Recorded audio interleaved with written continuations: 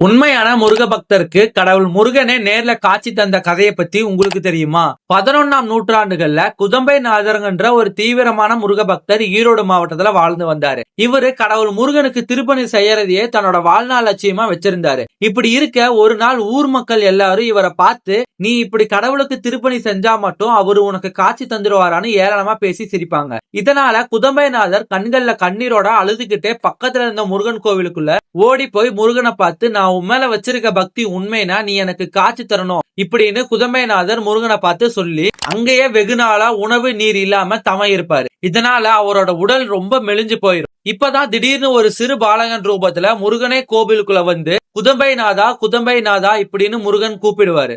இப்படி முருகன் கூப்பிட அப்ப குதம்பைநாதர் இதெல்லாம் பிரம்மைன்னு நினைச்சுக்கிட்டு தன்னோட கண்களை திறக்கும் போது வேலாயுதத்தோடு முருகப்பெருமான் அந்த இடத்துல நிற்பாரு. ஃப்ரெண்ட்ஸ், இந்த கதையில இருந்து நமக்கு புரியுறது, உண்மையான பக்தி இருந்தா உங்களுக்கும் முருகன் ஓடி ஓடி வருவாரு. மேலும் உங்களுக்கு கடவுள் முருகனை பிடிக்கும்னா ஓம் சரவண பவன் கமெண்ட் பண்ணுங்க.